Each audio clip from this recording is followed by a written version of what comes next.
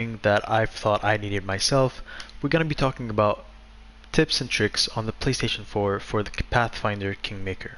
Now this game was a PC game and they translated it from the PC to the PlayStation 4 a couple of months back.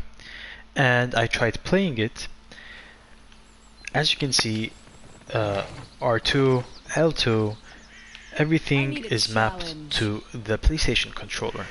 And when it comes to switching PC controls over to the PlayStation controls, let's just leave for now. And I'll explain everything while it's loading up. Anyway, my PlayStation 4 Pro has an SSD inside, so therefore you're gonna notice the load times is gonna be a bit faster than yours. But anyway, so one of the main things about the mapping difficulties is sometimes when you're traveling, when you're around the map, when you press R2 or L2, these panels don't even come up. And a fix for that would usually be to just enter a location and get out real quick. That would be the fix solution for me. However, this is not very practical. Say you're on a time limit, you don't really want to go to a location and come back there. You know, the load times take a lot of time. This game just, you know, efficiency is key. This is what this game is about. Anyway, another thing that's pretty practical is this location right here. Since the start of the game, and I don't know if the game tells you this or not, or maybe I might have missed it when I first started playing this game, but there's a certain person here. Before you actually go and found your own kingdom, there's a person here called Anuriel 9 Eyes, or something along those lines. Now this person allows you to restat your own character, as in respec your own character, put him into a cleric, choosing different classes for him, whatever you want. You can respec whichever character you want for free, actually. And there's another option that I just recently found out, which is Unreal 8 Eyes. Okay, so it's him, which is I need loyal and experienced fighters. Now what this does is he'll tell you how much it costs. So for me it's gonna be 4,500, and it will depend on your level. Let's say you're level 4, it's gonna cost higher. Level 1, it's gonna cost you, I think, 2,000. And level 16, which I was in my previous game slot, it costed me 116,000. So they get pretty expensive. I suggest doing this pretty early.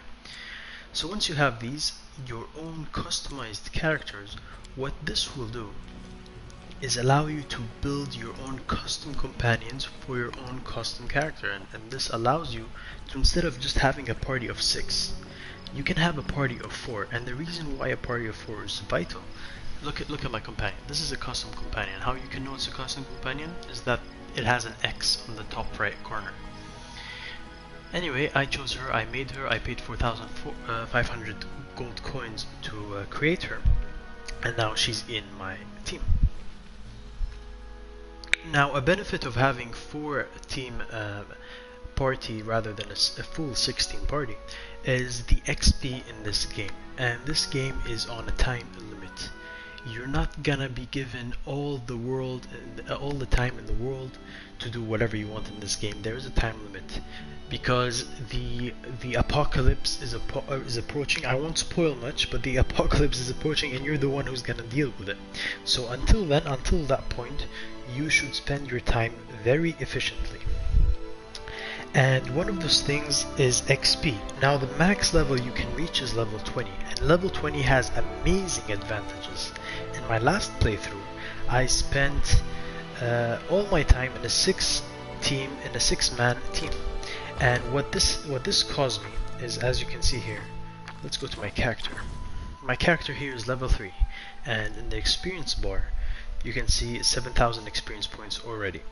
Now when you gain experience, it's going to distribute it to all 6 members of your team, and when you have a 4-man team, it's even less. So with a 4-man team, you're able to level up to level 20 by the end of the game. Say if you want to be even more crazier than I am, you can go ahead and do a two-man team if you want. A 2-man team, let's do it right now actually, why not? Here, I think we'll be fine if I kick everyone out but me and my custom companion. Anyway, a 2-man team will be even more efficient in gathering XP and reaching level 20 before the end of the game. Level 20 is really vital. There's a lot of godly and mythic skills that exist in level 20 for all of the classes. I couldn't reach that in my last gameplay, even though I played so much, and I've made a lot of mistakes. That's why I'm starting a fresh new game. Now, another thing I want to tell you guys is when it comes to the controls. Now, let's go to a location. Let's go to Old Sycamore, right here.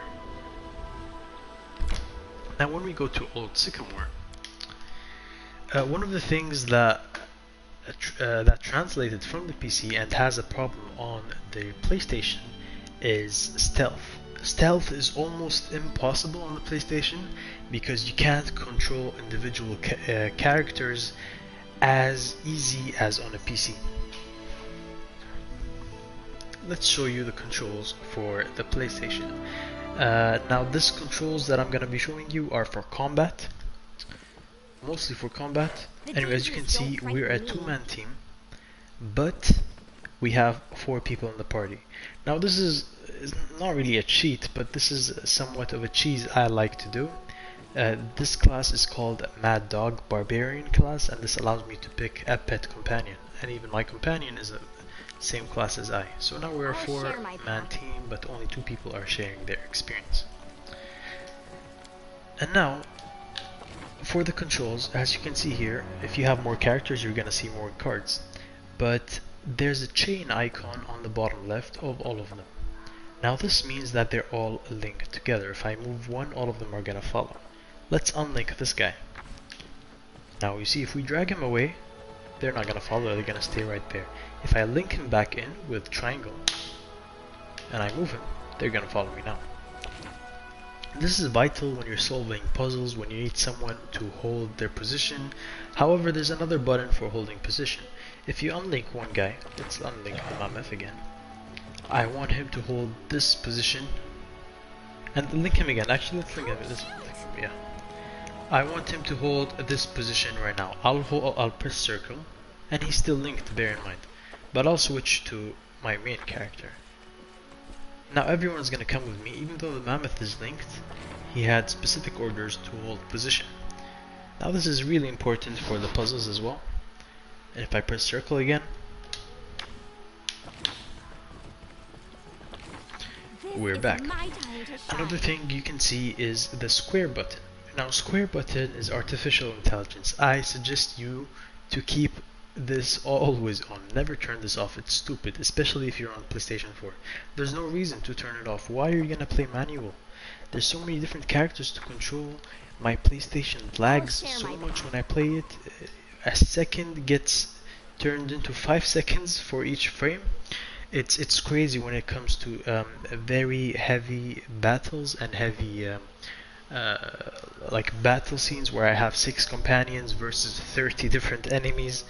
It gets hectic. Just leave this thing on. They will take care of your enemies for you. No time for idleness. And another thing is stealth. Now stealth, let's say I turn it on.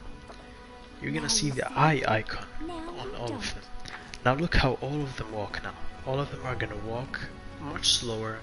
He's crouched down, indicating stealth. Now this allows you to creep up behind your enemies without getting noticed. Obviously you're still gonna get noticed if you're close enough, but it enters the stealth mode and gives you this multiplier for damage if you hit him. And this is very difficult to pull off on the PlayStation 4. Say I have a party member, Lola. She's an assassin. I want to send her behind the enemy line, so I want everyone to hold their position. I'm gonna press circle on all of them. I'm gonna take Lola, go stealth mode, go behind. Let's assume this kobold sentry is alive, and I'm behind him right now. I'm ready, I'm in position. So what do I do now? I hold circle on her. I go to my main party. I'm gonna unlink her. I go to my main party, and now I get in position. I unhold the position for these two. Now come here. Now are you ready? Sneak attack. Boom, and then You see, it takes too long. It takes too long. On the PC, you can just click and drag. It's much easier than this. It's gonna take a while. So the best solution for PlayStation 4 is play very easy classes, because if you're gonna play as a magician, as a warlock, as someone who really takes a lot of input from you to control and to manage really well, then it's not worth it. Why is it worth it? You're gonna spend hours and hours on the PS4 just finding the controls and trying to fine tune it when you can do it so much easier.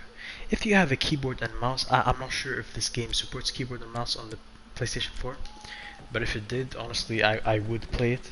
It's much better. I don't have a keyboard and mouse though. However, yeah, the best classes in this case to choose from would be things like Barbarian. What's another one that's good? Priest, a monk. Very simple classes that focuses on just one single attribute and that you don't need to have input on. Now Valerie is one of those classes. She's a paladin, and the paladin doesn't require a lot of input depending on which subclass you choose. But I still prefer Mad Dogs because you get all these cute pets. Anyway guys, thank you very much for watching. This has been it. Let me guys know if you need more tips. I've been playing this game for a lot now. If you guys have any questions, let me know. Thank you very much for watching. I'll see you next time.